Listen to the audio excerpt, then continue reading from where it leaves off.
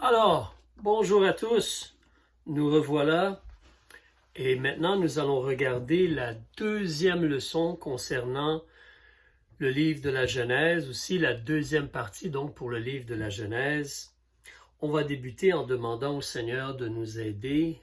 Merci au Seigneur de nous avoir donné sa bonne parole.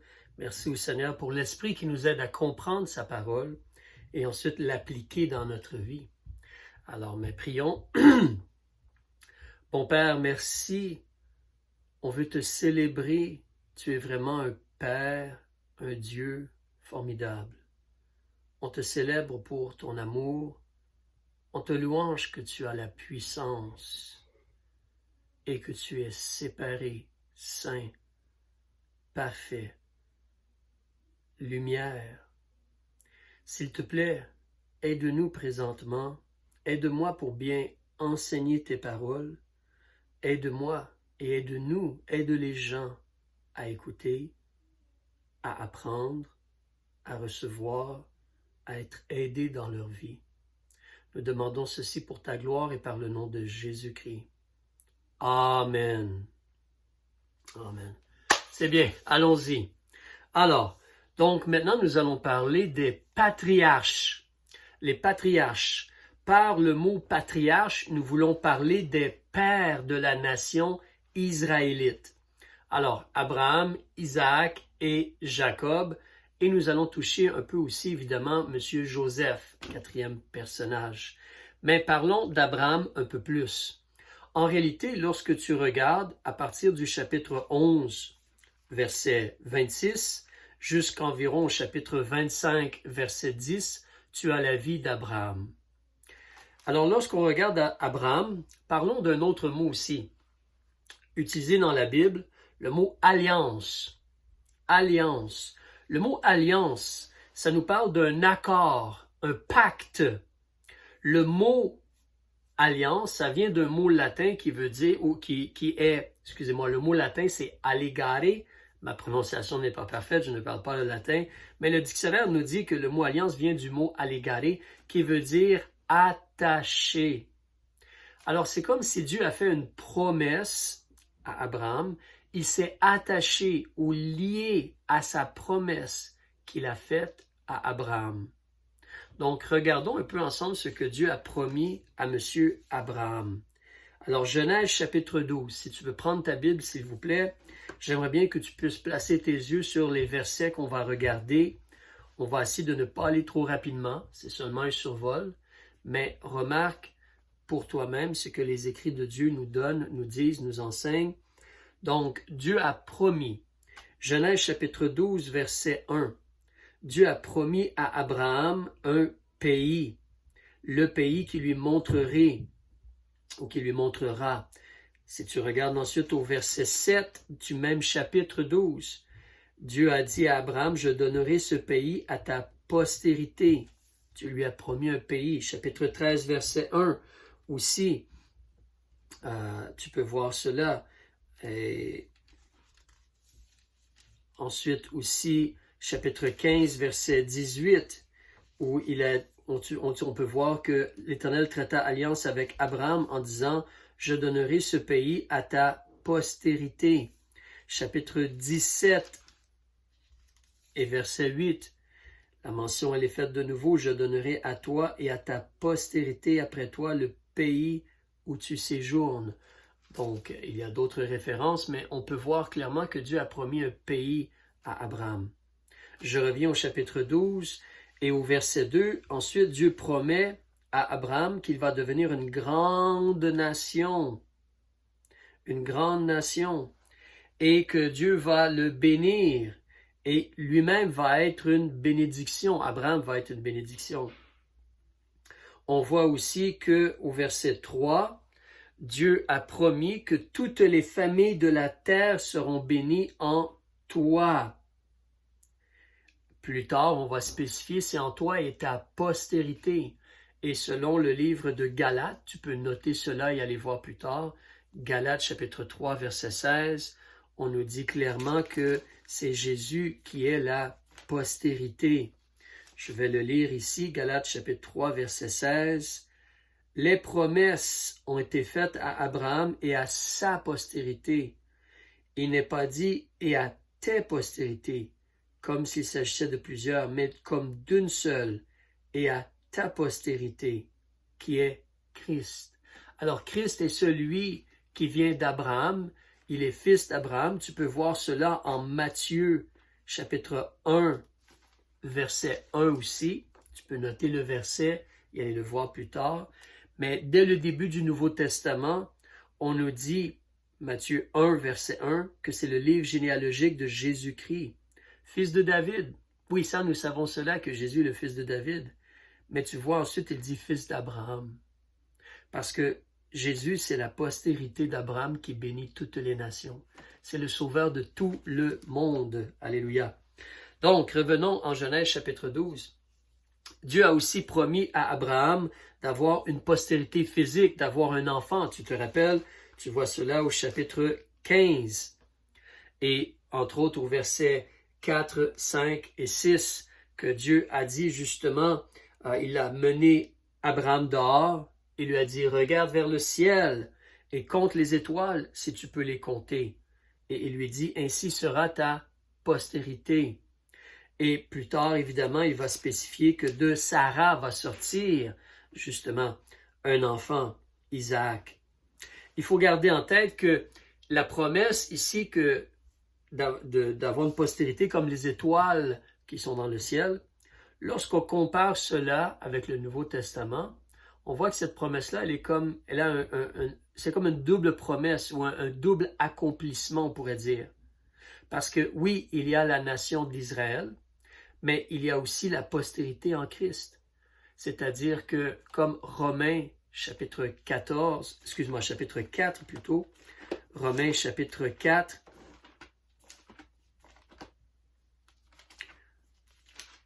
tu peux noter cela, ou si vous avez les notes, vous pouvez voir plus tard, mais Romains chapitre 4,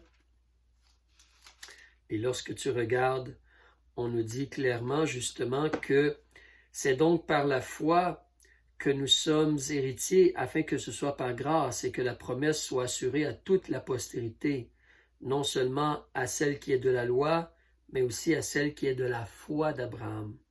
Lequel, Abraham, selon qu'il est écrit, je t'ai établi pour être père de plusieurs nations, est notre père à tous devant Dieu. Alors toi et moi qui avons reçu Jésus comme notre sauveur personnel, nous sommes comme des enfants de la foi, des enfants de la promesse. On a cru la promesse de Christ, on a été sauvés, et c'est comme si on est enfant d'Abraham dans ce sens-là. Il est notre père de la foi, le père de la foi. Donc, cette promesse-là d'avoir une postérité, elle est comme physique et spirituelle en même temps. Si l'on continue aussi, c'est important de remarquer que certaines des promesses que Dieu a faites à Abraham sont physiques. Comme exemple, tu vois beaucoup cela en Genèse, chapitre 17. Genèse, chapitre 17. À partir du verset 1 jusqu'au verset 12, tu vas remarquer que Dieu va changer le nom d'Abraham. Ça, c'est quelque chose de très terre-à-terre, de physique. Il va devenir père de plusieurs nations. Il va avoir une postérité physique, hein, Isaac, et ensuite la nation d'Israël. Et Dieu va être leur Dieu. Dieu va leur donner un pays. Ça, c'est très physique aussi, c'est très terrestre. Il va y avoir ensuite la circoncision qui est demandée. C'est très physique et terrestre aussi. Donc, certains aspects des promesses que Dieu a faites à Abraham sont physiques et terrestres. Mais aussi, quand tu regardes même la femme d'Abraham, Sarah, qui était une femme de la foi aussi. Et encore là, au chapitre 17, versets 15 à 19, Dieu va changer le nom de Saraï pour Sarah. C'est comme physique. Elle va avoir un enfant, Isaac, et donc c'est physique aussi. Même un autre petit aspect qui est très physique ou terrestre aussi, lorsque tu avances avec moi au chapitre 22, s'il te plaît, et ici, Dieu encore, à travers l'ange de l'Éternel, où l'ange de l'Éternel parle avec Abraham. Et il dit au verset 17, donc, du chapitre 22, Je te bénirai certainement, et je multiplierai ta postérité comme les étoiles des cieux et comme le sable qui est sur le bord de la mer. Et ta postérité possédera la porte de ses ennemis. Alors, toi et moi, on est peut-être un peu moins habitués à cela, mais quand on lit la Bible, on voit que plusieurs villes avaient des murailles et des portes qui te permettent d'entrer ou de sortir de la ville. Sans les portes, on ne peut ni entrer ni sortir. Si la porte elle est fermée, les gens dans la ville sont en sécurité. Mais justement, ici, on te parle de posséder la porte de ses ennemis, comme si tu as eu la victoire sur tes ennemis, si tu as le dessus sur tes ennemis. Évidemment, en continuant de survoler l'Ancien Testament, on va voir que Dieu a donné la prééminence à la nation d'Israël. C'était la première des nations. Et donc, Israël avait la porte de ses ennemis. C'est eux qui avaient la victoire. C'est eux qui étaient en première place, si on pourrait dire, la première des nations.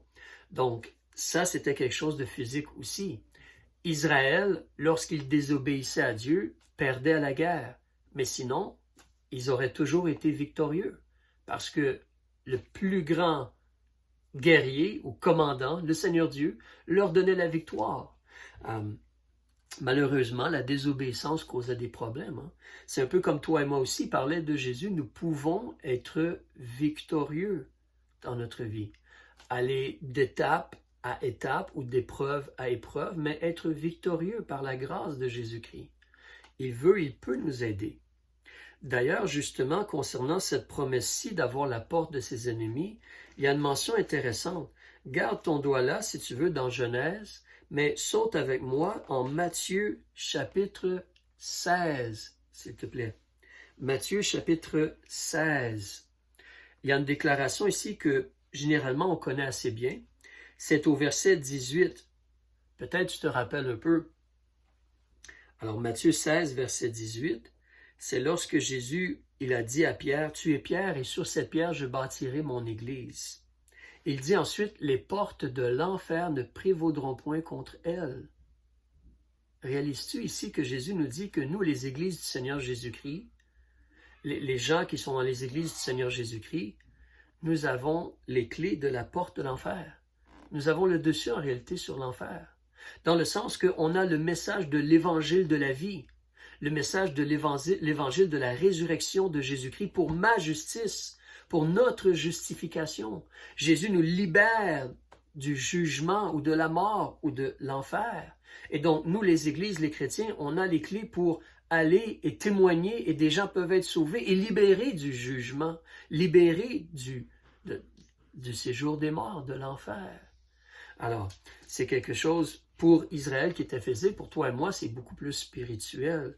On peut aider à libérer des âmes, les libérer de l'esclavage du péché, les libérer de la condamnation qu'ils méritent. Gloire au Seigneur Jésus-Christ. Donc, continuons encore un peu. Alors, certains aspects étaient comme terrestres ou physiques, les promesses que Dieu a faites à Abraham, mais d'autres aspects sont vraiment spirituels et sont accomplis en Jésus-Christ.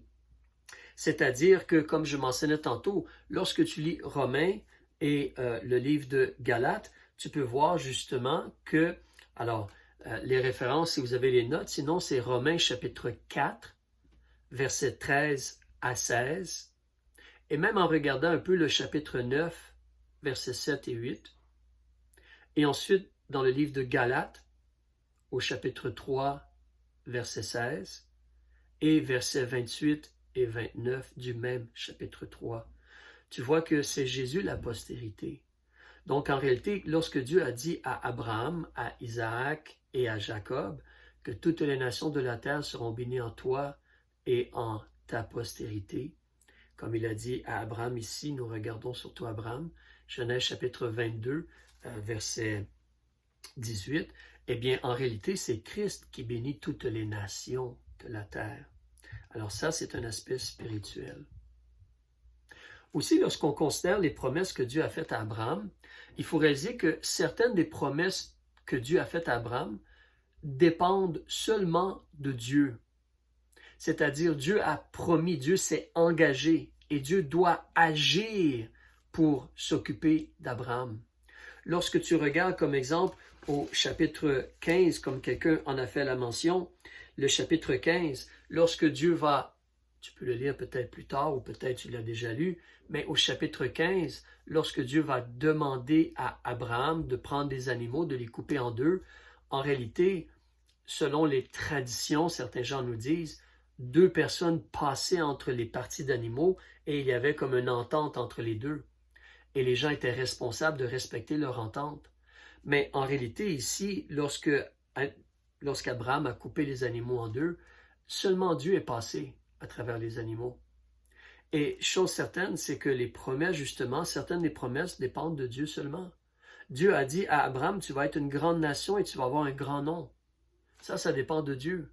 Dieu a béni Abraham et ses descendants. Lorsqu'on regarde Isaac aussi, c'est Dieu qui a dit à Abraham, tu vas avoir un enfant. Ça ne dépendait pas de la capacité d'Abraham, ni même nécessairement de sa fidélité. Pourquoi? Parce que nous savons qu'Abraham lui-même a essayé d'avoir un enfant et ça n'a pas fonctionné du tout. Tu te rappelles lorsque sa femme lui a proposé de prendre la servante et tout. Donc, c'est Dieu et Dieu est le nom de Dieu.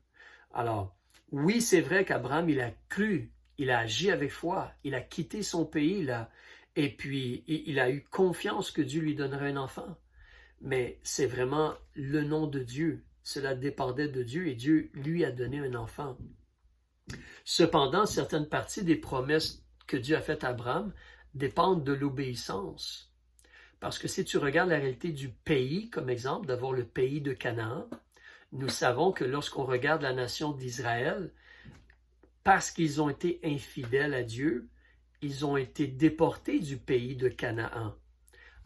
Dans le temps où il y a eu Jérémie le prophète et Nebuchadnezzar, ils ont été déportés. On peut voir aussi que même dans le temps des juges, parce qu'ils étaient désobéissants et rebelles à Dieu, ils n'avaient pas vraiment le contrôle du pays de Canaan. Donc, avoir le pays, d'ailleurs, maintenant, présentement, si tu regardes, Israël, depuis 1948, seulement les Juifs ou les gens de la descendance d'Abraham sont là en Canaan ou en Israël, mais jusqu'à avant 1948, il n'y avait presque pas d'Israélites ou de Juifs là-bas. Et encore maintenant, ils n'ont pas vraiment tout le pays. Donc, leur désobéissance empêche le fait de vraiment avoir possession complètement du pays. Alors, c'est un peu comme pour toi et moi, évidemment. Le Seigneur nous demande d'être fidèles, il nous demande de réclamer ses promesses, et Dieu, il est prêt à garder ses promesses. Mais il nous demande d'être fidèles aussi et de vivre selon ce qu'il nous a enseigné. Nous voulons être des disciples de Jésus-Christ, mettre en pratique les enseignements de Jésus-Christ. Comme Jésus a dit, Jean chapitre 14, verset 15, « Si vous m'aimez, gardez mes commandements. » Par amour, nous gardons les commandements de Jésus. Mais le Seigneur, il est toujours fidèle. Amen. Amen. Alors, regardons maintenant aussi un autre aspect intéressant, Genèse chapitre 22. Ça va nous faire réfléchir beaucoup. Genèse chapitre 22. Je te laisse tourner là quelques instants, là. Chapitre 22. C'est l'histoire où Dieu va éprouver Abraham, puis lui demande d'offrir son fils en sacrifice. Son fils unique aussi. Dieu lui demande d'offrir son fils unique en sacrifice. Et donc, Abraham va agir et va faire ce que Dieu lui demande. Alors, je vais te demander, on va regarder pas tout le passage, mais si tu regardes avec moi comme exemple, donc au verset 11, l'ange de l'Éternel lui cria des cieux et dit « Abraham, Abraham !» Il a répondu « Me voici ». L'ange lui a dit « Ne porte pas ta main sur l'enfant et ne lui fais rien, car maintenant je sais que tu crains Dieu, puisque tu ne m'as pas refusé ton fils, ton unique fils. » Il ne faut pas oublier, pour Abraham, Isaac, c'est le fils de la promesse. C'est de lui que va venir la postérité qui peut occuper le pays. Abraham, ici, il est prêt à sacrifier le fils unique qui va lui permettre d'avoir une postérité, qui va lui permettre d'avoir le pays et tout cela. Il est en train nous avons une expression des fois au Québec, il est en train de comme tirer le tapis en dessous de ses pieds. Alors, il est en train comme d'enlever ce qui lui permettrait d'avoir une postérité. Isaac. Mais il fait cela par la foi. Et gardez votre doigt ici, mais venez avec moi dans l'épître aux Hébreux, au chapitre 11, s'il vous plaît. Il nous est important de voir comment Abraham pensait, comment il pensait. Alors, au verset 17, on nous dit, Hébreux chapitre 11 et verset 17, on nous dit que par la foi, Abraham offrit Isaac lorsqu'il fut éprouvé. Il l'a fait ayant confiance que Dieu agirait. Il l'a fait par la foi et que celui qui avait reçu les promesses d'avoir un pays, d'avoir une postérité, il a offert celui qui pouvait lui donner la promesse, son unique fils, dont il avait été dit, c'est en Isaac que ta postérité sera appelée. Dieu a dit, c'est par Isaac, mais l'Abraham va tuer Isaac. Dans ce cas-là, comment va-t-il y avoir une postérité? Et on nous dit au verset 19, Abraham n'a peut-être pas tout compris, mais il a fait confiance à Dieu.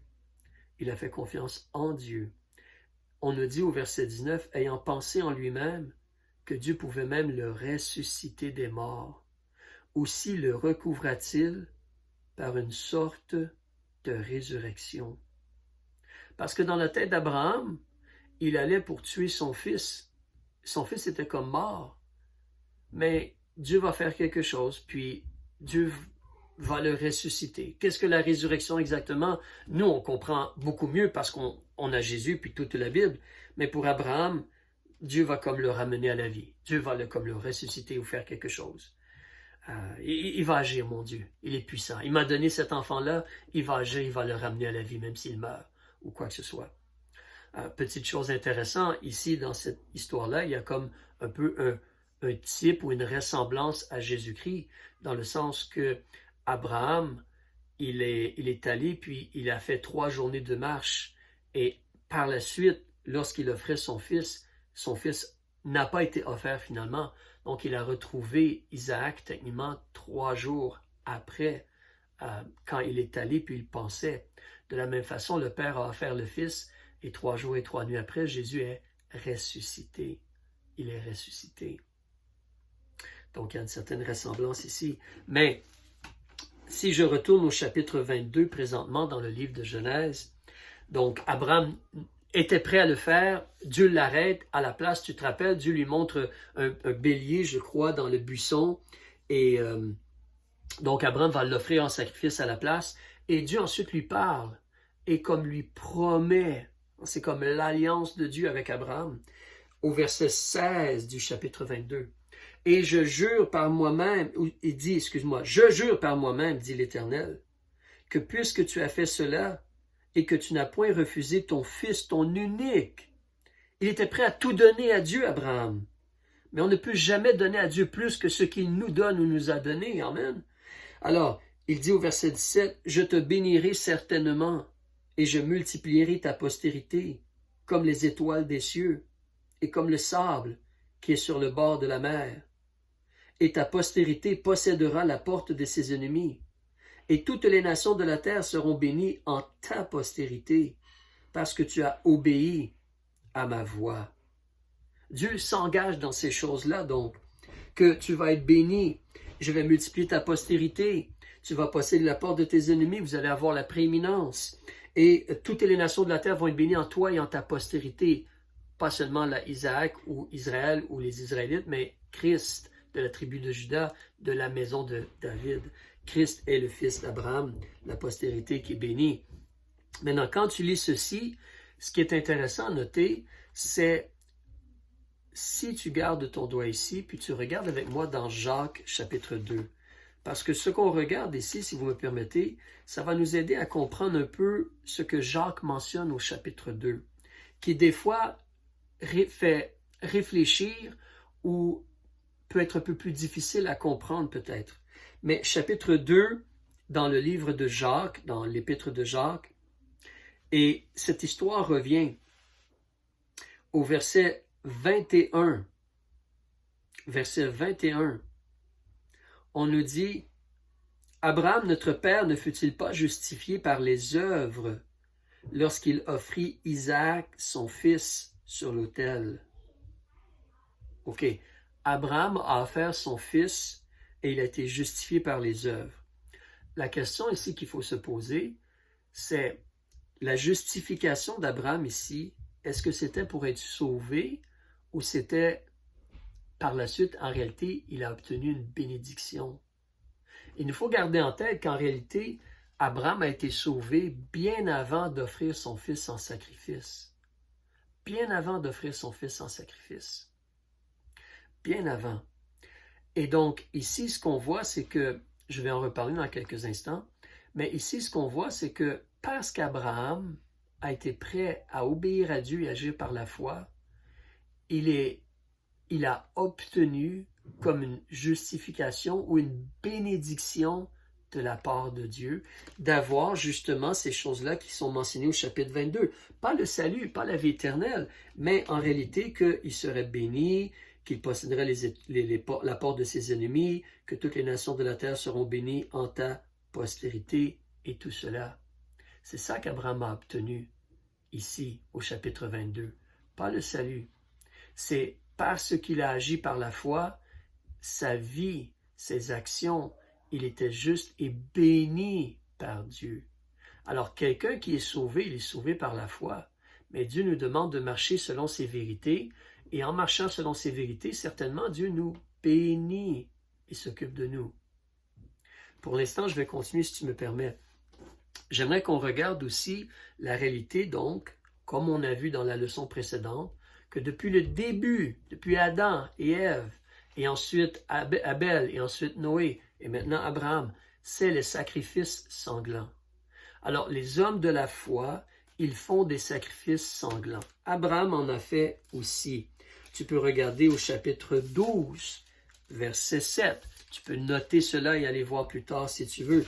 Genèse chapitre 12, verset 7. Il a bâti un autel. Genèse chapitre 13 et verset 4. Abraham a invoqué le nom de l'Éternel. Il a été à l'endroit où il avait fait un autel. À un autel, on fait des sacrifices, là. Autel A-U-T-E-L. Il a fait des sacrifices. Chapitre 22, verset 13, comme on était tantôt, il a sacrifié justement le bélier. Donc, Abraham, comme les hommes de foi avant lui, a sacrifié des animaux, a fait verser le sang, et la réalité, c'est que cela avait été révélé, que c'est par le sang versé qu'on peut s'approcher de Dieu. Et tout cela, évidemment, pour nous, on le voit très bien et parfaitement, parce qu'on a toutes les Écritures, toutes les écrits de Dieu, ou toutes les Écritures de Dieu, et on peut donc savoir et voir que tout cela pointe vers l'agneau de Dieu qui ôte le péché du monde. Le salut, le pardon des péchés, comment s'approcher de Dieu, ce n'est jamais par nos œuvres, ce n'est jamais par notre fidélité, ce n'est jamais par des actes religieux, même un baptême ou prendre le repas du Seigneur. Non, pour s'approcher de Dieu, pour être reçu par Dieu, pour être sauvé, pour être pardonné, pour être justifié, pour avoir la vie éternelle, il faut que le sang soit versé, il faut qu'il y ait mort, il faut qu'il y ait le sang versé, qu'il y ait un sacrifice. Et Christ, c'est le sacrifice de Dieu qui ôte nos péchés. Si tu regardes Abraham, justement, au chapitre 15, en Genèse chapitre 15, justement, comme je disais tantôt, au chapitre 22, on voit qu'Abraham, il reçoit des bénédictions de Dieu parce qu'il agit par la foi. Il est éprouvé, mais il répond par la foi, par l'aide de Dieu, et il est béni par la suite. Mais il est déjà sauvé depuis plusieurs années. Bibliquement parlant, on peut voir qu'Abraham, certainement, il est sauvé à partir du chapitre 15. Parce que lorsque tu lis au chapitre 15, verset 5, Dieu a mené dehors Abraham et lui a dit, regarde vers le ciel et compte les étoiles, si tu peux les compter. Et il lui dit, ainsi sera ta postérité. Et Abraham crut à l'Éternel, qui lui imputa cela à justice. Et là, nous devons faire un saut dans l'épître de Paul aux Romains, chapitre 4. Romains, chapitre 4. Si tu veux y venir avec moi, s'il te plaît. On a bientôt terminé, mais Romains, chapitre 4. Et nous regardons justement au verset 1, les écrits de Dieu, donc Paul, inspiré par l'Esprit de Dieu, nous dit « Quel avantage, dirons-nous donc, qu'Abraham, notre père, a obtenu selon la chair? Car si Abraham a été justifié par les œuvres, il a sujet de se glorifier, mais non pas devant Dieu. Car que dit l'Écriture? Que dit la Bible? Abraham crut à Dieu, et cela lui fait imputer à justice. » Alors vois-tu, Paul, ou l'Esprit de Dieu à travers Paul nous dit, c'est là qu'Abraham a été sauvé. Lorsque Abraham crut à Dieu, cela lui a été imputé à justice. Le mot imputé, ce n'est pas un mot qu'on utilise souvent dans la vie de tous les jours, mais le mot imputé parle de comme placer quelque chose sur le compte de quelqu'un. Un peu comme si tu as une facture à payer et tu vas peut-être aller à la banque et demander à la caissière ou le caissier ou le banquier, bon, je te donne 100 $, place-le sur mon compte ici de téléphone ou de peut-être Hydro-Québec ou peut-être électricité ou peut-être pour mon cellulaire, mon mobile, mon portable, je veux payer ce compte-là. Donc prends l'argent et place-le sur ce compte-là, paie ce compte-là pour moi. Alors il va imputer l'argent sur le compte. Donc il va placer l'argent sur le compte. Alors en réalité, Abraham n'a aucune justice, mais parce qu'il a cru à celui qui peut justifier. Dieu a mis la justice sur Abraham. La justice, c'est un cadeau, c'est un don de Dieu. Tu le vois au verset 4, le salaire de celui qui travaille est regardé non comme une grâce, mais comme une dette.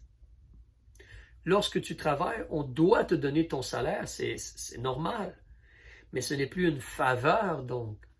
Et au verset 5, mais pour celui qui ne travaille point, qui ne fait rien, mais qui croit en celui qui justifie le pécheur, sa foi lui est imputée à justice. C'est ce que notre père Abraham a fait.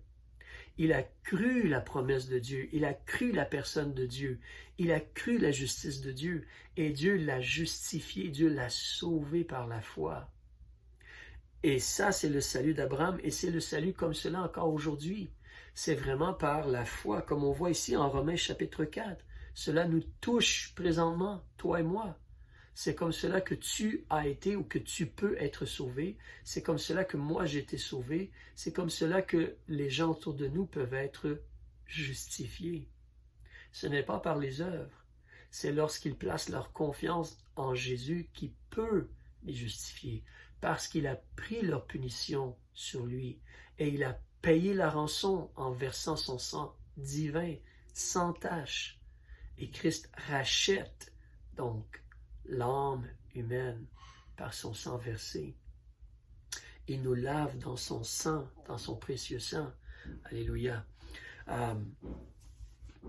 Maintenant, si l'on regarde, et c'est pour cela peut-être, petite mention, en bouclant la boucle, c'est pour cela qu'en Jacques nous parle d'Abraham, mais lorsqu'il nous parle d'Abraham, il nous parle de la réalité qu'Abraham donc a été justifié par les œuvres pour obtenir la bénédiction et non le salut en tant que tel. Alors, on est sauvé par la grâce, mais puisqu'on est sauvé, évidemment, nous faisons de bonnes œuvres parce qu'on a été sauvé. C'est comme Éphésiens chapitre 2, versets 8, 9 et 10, car vous êtes sauvés par la grâce, par le moyen de la foi, et cela ne vient pas de vous, c'est le don de Dieu. Ce n'est point par les œuvres, afin que personne ne se glorifie. Car nous sommes son ouvrage, ayant été créés en Jésus-Christ pour des bonnes œuvres que Dieu a préparées d'avance afin que nous y marchions. Nous sommes sauvés pour faire des bonnes œuvres. Et nous justifions Dieu, nous glorifions Dieu en faisant de bonnes œuvres. Et Dieu nous bénit parce que nous essayons d'être fidèles. Mais c'est Dieu qui nous justifie par la foi dans le sang versé. En terminant donc, lorsqu'on regarde la vie de M. Abraham, le premier patriarche qu'on regardait, on a parlé des alliances et les promesses que Dieu lui a faites, mais quand tu regardes la vie et le témoignage d'Abraham, évidemment, c'était un être humain, un homme comme toi, moi, si vous êtes une dame, mais un homme comme toi et moi, qui était sujet aux faiblesses de la nature humaine. La Bible nous présente Abraham et Abraham, on voit qu'il a menti au sujet de sa sœur, de sa demi-sœur, de sa femme, là. Il a menti. Donc, Abraham n'était pas parfait, mais c'était quand même un homme qui nous a donné un excellent exemple. C'était un homme de foi. Il nous a donné l'exemple de vivre par la foi, croyant en Dieu et ses promesses. Il ne faut pas oublier, viens avec moi lire comme exemple dans l'Épître aux Hébreux, lorsqu'on a la liste des héros de la foi, là, Hébreux chapitre 11, à partir du verset 8, il faut bien réaliser, Abraham, hein, il a cru ce que Dieu a dit. Et n'oublie pas, il y a une grosse différence entre moi et Abraham, entre moi et toi et Abraham. Toi et moi, nous pouvons lire la Bible. Nous pouvons dire à quelqu'un, lis et crois, regarde ce que Dieu a fait. Mais Abraham, il n'y avait aucun verset de la Bible, aucun mot de la Bible écrit en son temps. Plus tard, Moïse va venir et va écrire les 5 premiers livres de la Bible. Mais pendant le temps d'Abraham, tout ce qu'il avait, c'était peut-être de bouche à oreille. Et Dieu lui-même est comme apparu ou s'est révélé à Abraham. Mais Abraham n'avait rien d'autre pour mesurer les choses. Il devait croire ce vrai Dieu-là, qui n'était pas comme une image, là, comme une statuette. C'était vraiment comme le Dieu Tout-Puissant, le Dieu du ciel, le Dieu qui a créé toutes choses. Mais Abraham, il a cru ce que Dieu a dit. Et lorsque Dieu lui a dit « quitte ton pays », il s'est levé puis il l'a quitté. N'oublie pas, Dieu ne lui a montré aucune photo là. Aucune photo du pays où il devait aller. Abraham, il a été croyant les paroles de Dieu. Les paroles simplement de Dieu. C'est vraiment un homme de la foi. Le père de la foi. On te dit au verset 8, donc, par la foi, Abraham étant appelé, il a obéi pour aller au pays qu'il devait recevoir en héritage, est parti, ne sachant où il allait. Ce n'est pas comme si Dieu a dit à Abraham, regarde la terre promise, comment elle est belle, là, puis lui a montré une brochure de voyage ou quoi que ce soit. Non! Il ne savait même pas où il allait.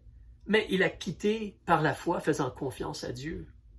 C'est tout un exemple. Verset 9, par la foi, il est demeuré dans la terre qui lui avait été promise, comme dans une terre étrangère, habitant sous des tentes avec Isaac et Jacob, les co-héritiers de la même promesse. Le pays lui appartient, mais il habite dans une tente. Wow! Il attendait la cité qui a des fondements dont Dieu est l'architecte. Et même, mesdames, même Sarah, là, une femme de la foi, verset 11, par la foi aussi, Sarah reçut la vertu comme la puissance de concevoir, et malgré son âge, elle enfanta, parce qu'elle crut à la fidélité de celui qui avait fait la promesse. Elle n'a pas regardé sa faiblesse, elle n'a pas regardé son âge, elle a regardé Dieu a promis, lui il est puissant, il peut le faire. Et Abraham aussi, verset 12, c'est pourquoi d'un seul homme qui était déjà affaibli, il est né une multitude aussi nombreuse que les étoiles du ciel. Ailleurs, tu peux regarder plus tard, en Romains chapitre 4, de mémoire au verset 17, Dieu dit justement qu'Abraham a espéré contre tout sujet d'espérer. Il a cru. Aussi, quand tu regardes la vie d'Abraham, n'oublie pas, c'était un homme qui a agi pour ses proches. C'est-à-dire que tu te rappelles qu'il a physiquement été délivré Lot avec une poignée d'hommes devant une armée de, je crois, 4 rois. Mais il a agi pour délivrer Lot. Il a parlé de son Dieu à Lot parce qu'ailleurs dans la Bible, on nous dit que Lot est un juste. Lot a été sauvé. Donc, il a agi pour le besoin spirituel de ses proches. Il a intercédé aussi pour Lot, tu te rappelles, en Genèse chapitre 19. Avant que Dieu détruise la ville de Sodome et Gomorrhe, il a intercédé pour Lot et sa famille. C'était un homme de prière, Abraham aussi. C'est un homme qui est appelé ami de Dieu. Je regarde présentement, là, si vous êtes dans l'Épître aux Hébreux, avancez à Jacques chapitre 2 et verset 23. Et ainsi, ce que dit l'Écriture s'accomplit. Abraham crut à Dieu et cela lui fut imputé à justice et il fut appelé ami de Dieu. Tout un exemple pour nous, M. Abraham. Alors, je vais terminer en t'encourageant donc, d'ici à la prochaine leçon, essaie de lire le reste du livre de la Genèse. Je crois que la dernière fois, je vous avais encouragé à lire Genèse chapitre 1 à Genèse chapitre 12 ou à la fin du chapitre 11. Maintenant, vous pourrez lire tout le reste du livre de la Genèse, chapitre 12 jusqu'au chapitre 50, Dieu voulant. Lire, mettre vos yeux sur chacun des mots, lire, Dieu voulant, le reste du livre. Et nous, on va continuer, on va se revoir plus tard. Alors, que le Seigneur vous bénisse, bon courage, et continuons à servir le Seigneur pour sa gloire et pour le bien des gens autour de nous. Amen.